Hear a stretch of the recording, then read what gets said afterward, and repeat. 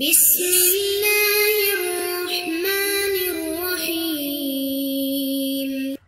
الحمد لله رب العالمين والصلاة والسلام على أشرف الأنبياء والمرسلين أما بعد فأستعيذ بالله من الشيطان الرجيم بسم الله الرحمن الرحيم. السلام علیکم ورحمۃ اللہ وبرکاتہ. عزیز طلبہ کرام، امید کرتا ہوں احباب خیر سے ہوں گے. انشاءاللہ آج ہم تفسیر جلالین کے درس نمبر 356 میں سپارہ نمبر 20 سے سورہ قصص کی منتخب کردہ آیات 82 سے لے کر 84 تک پڑھنے کی سعادت حاصل کریں گے، جن میں کلام باری تعالی و کلام مفسر کا ترجمہ ہوگا. کلام مفسر کی تشریح و توضیح کرنے کی سعادت حاصل کریں گے اور ساتھ ساتھ تفسیری و ترکیبی اغراض و فوائد کو ذکر کرنے کی کوشش کریں گے. تو آئیے طلبہ کرام بلا تاخیر بڑھتے ہیں اپنے آج کے درس کی طرف. بسم اللہ الرحمن الرحیم. رب تعالی نے ارشاد فرمایا: وَأَصْبَحَ الَّذِينَ تَمَنَّوْا مَكَانَهُ بِالْأَمْسِ يَقُولُونَ وَيْكَأَنَّ اللَّهَ يَبْسُطُ الرِّزْقَ لِمَن يَشَاءُ مِنْ عِبَادِهِ وَيَقْدِرُ لَوْلَا أَمَّنَّ اللَّهُ عَلَيْنَا لَخَسَفَ بِنَا وَيْكَأَنَّهُ لَا يُفْلِحُ الْكَافِرُونَ. جو لوگ کل زمانہ قریب میں اس کے جیسا ہونے کی تمنا کر رہے تھے، یعنی قارون کی مثل ہونے کی تمنا کر رہے تھے، کہنے لگے بس یوں معلوم ہوتا ہے کہ اللہ جس کو چاہے اپنے بندوں میں سے روزی میں وسعت عطا فرماتا ہے اور جس کی چاہے روزی تنگ کر دیتا ہے. وہی کے حوالے سے بتا رہے ہیں کہ یہ اسم فعل ہے، اعجب آنا کے معنی میں ہے، اور کاف بمانے لام ہے. اور اگر ہم پر اللہ کی مہربانی نہ ہوتی تو ہم کو دنسا دیتا. خسف معروف اور مجہول دونوں طرح ذکر کیا گیا ہے. بس معلوم ہو گیا قارون کی مانند اللہ کی نعمتوں کی ناشکری کرنے والوں کو کامیابی نہیں ہوتی. تلک الدار الآخرۃ نجعلها للذین لا یریدون علوا فی الارض ولا فسادا.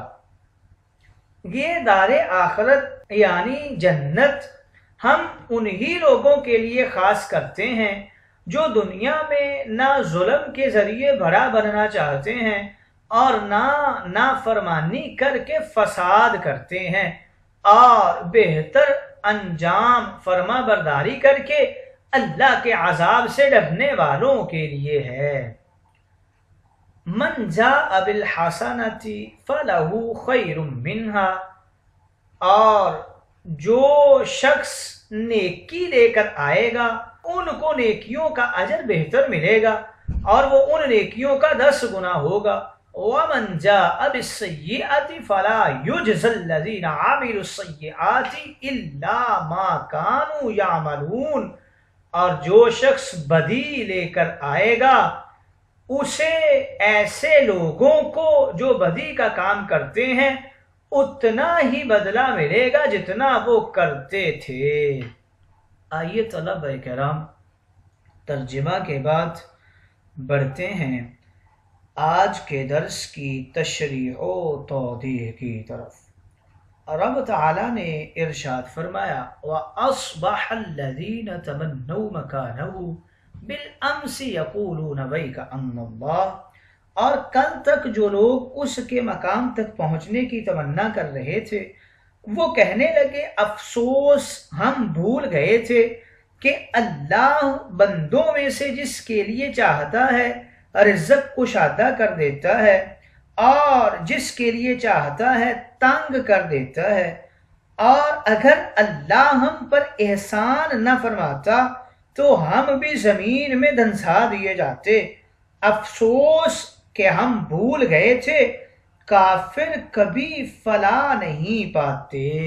اس آیت مقدسہ میں وَيْ کا اَنَّا کا لفظ استعمال کیا گیا ہے۔ یہ اصل میں وَيْلَكَ اعْلَمْ أَنَّهُ، یعنی تم پر افسوس ہے، تم یہ سمجھو۔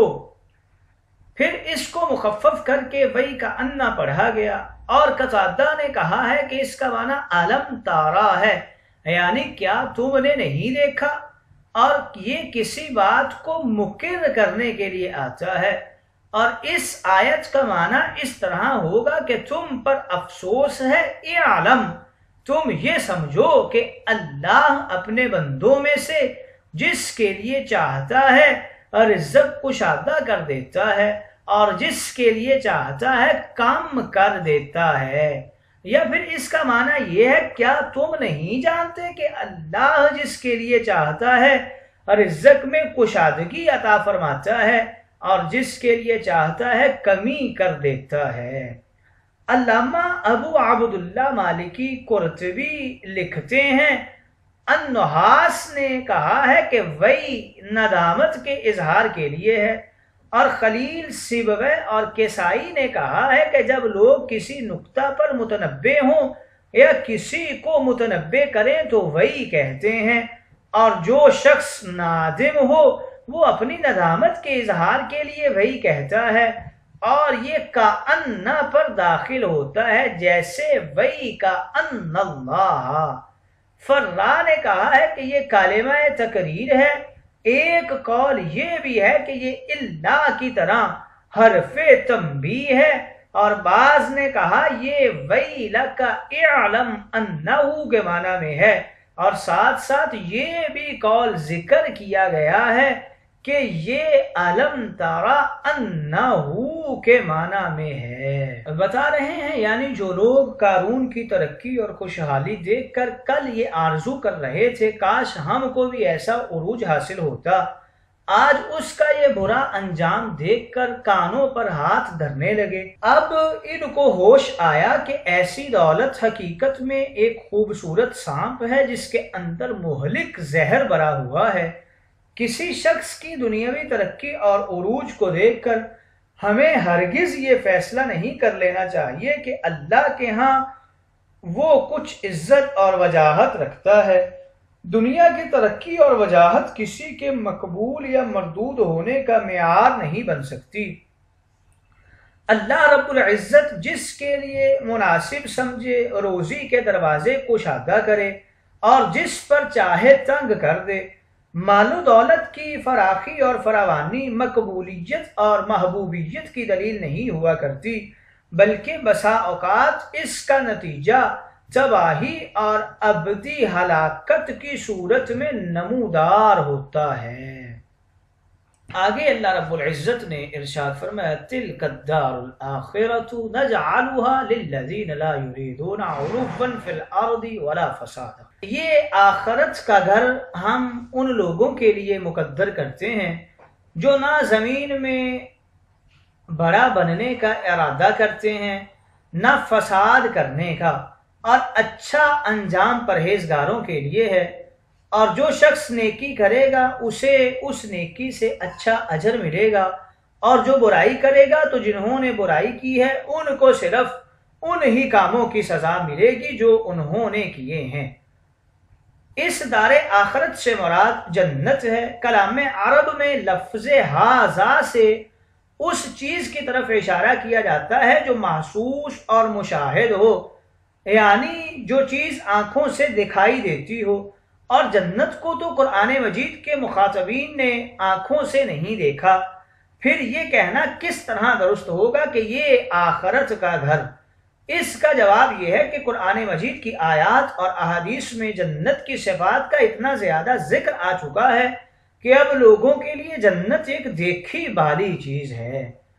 پھر فرمایا کہ ہم اس کو ان لوگوں کے لیے مقدر کرتے ہیں جو زمین میں بڑا بننے کا ارادہ نہیں کرتے، یعنی زمین میں اپنا تسلط اور غلبہ نہیں چاہتے، اور نہ ہی فساد کرنے کا ارادہ کرتے ہیں، یعنی لوگوں پر ظلم و جبر نہیں کرتے جیسے نمرود اور فرعون وغیرہ نے ظلم اور سرکشی کی تھی۔ فساد کی تفسیر میں کہا گیا ہے کہ کسی کا مال ناحق چھین لینا فساد ہے، اور اللہ کی نافرمانی کرنا بھی فساد ہے، اور علو سے مراد ہے تکبر، اور تکبر کی وجہ سے ایمان نہ لانا۔ اکرمہ نے کہا کہ زمین میں علو اور بڑائی چاہنے سے مراد یہ ہے کہ وہ سلاطین اور بادشاہوں کے سامنے بڑا بننے کا ارادہ نہیں کرتے۔ علو سے مراد ناحق تکبر کرنا ہے۔ معاویۃ الاسود کہتے ہیں کہ اس سے مراد یہ ہے کہ وہ کسی شخص کی عزت و وجاہت میں مناقشہ اور متنازعہ نہیں کرتے، یعنی کسی شخص سے اس کی بڑائی چھیننے کا قصد نہیں کرتے۔ ضحاک نے کہا کہ وہ ظلم نہیں کرتے یا حد سے تجاوز نہیں کرتے۔ حضرت علی نے فرمایا جو شخص یہ چاہے کہ اس کی جوتی کا تسمہ اس کے دوست کی جوتی کے تسمے سے اچھا ہو تو وہ بھی اس آیت میں داخل ہے۔ حضرت علی کے ارشاد کی توجیہ یہ ہے کہ وہ اپنے دوست پر اپنی بڑائی کے اظہار کے لیے اپنے دوست کو حقیر قرار دینے کے لیے یہ ارادہ نہ کرے کہ اس کی جوتی کا تسمہ اس کے دوست کی جوتی سے اچھا ہے، کیونکہ سنن ابو داود میں حدیث مقدسہ موجود ہے۔ حضرت ابو ہریرہ رضی اللہ تعالی عنہ بیان کرتے ہیں ایک شخص حضور کے پاس آیا، وہ خوبصورت تھا۔ اس نے کہا یا رسول اللہ، حسن و جمال میرے نزدیک پسندیدہ ہے، اور آپ دیکھ رہے ہیں کہ مجھے کس قدر حسن دیا گیا ہے، حتیٰ کہ میں یہ نہیں چاہتا کہ کوئی شخص مجھ سے بڑھ جائے، خواہ وہ جوتی کے تسمہ میں ہی مجھ سے بڑھے۔ آیا یہ تکبر ہے؟ آپ نے فرمایا نہیں، لیکن تکبر حق کا انکار کرنا اور لوگوں کو حقیر جاننا ہے۔ اس آیت میں علو اور فساد کے ارادہ پر دار آخرت سے محروم ہونے کی وعید ہے۔ اس سے معلوم ہوا کہ کسی معصیت کا پختہ ارادہ جو عزم مسمم کے درجہ میں ہو وہ بھی معصیت ہے۔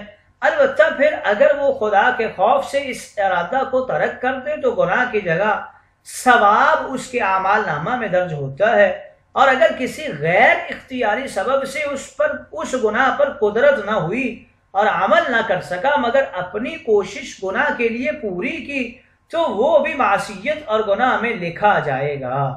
اور آخر میں فرمایا وَالْعَاقِبَةُ لِلْمُتَّقِينَ، اس کا حاصل یہ ہے کہ آخرت کی نجات اور فلاح کے لیے دو چیزیں تکبر اور فساد سے اجتناب ضروری ہے، یعنی تقوی اعمال صالحہ کی پابندی ضروری ہے۔ صرف تکبر اور فساد سے اجتناب کر لینا کافی نہیں بلکہ فرائض و واجبات کا ادا کرنا بھی شرط ہے۔ آگے ارشاد فرمایا من جاء بالحسنۃ فلہ خیر منہا ومن جاء بالسیئۃ فلا یجزی الذین عملوا السیئات الا ما كانوا یعملون۔ جو شخص نیکی کرے گا اسے اس نیکی سے اچھا اجر ملے گا۔ سب سے بڑی نیکی لا الہ الا اللہ محمد الرسول اللہ پڑھنا ہے۔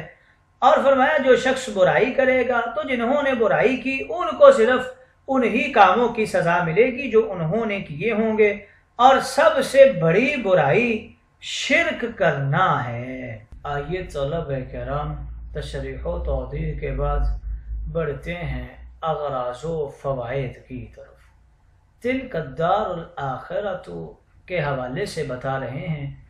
تل کا مبتدا موصوف الدار الآخرۃ، یہ مرکب توصیفی اس کی صفت ہے۔ نجعلها یہ جملہ ہو کر اس کی خبر واقع ہو رہا ہے۔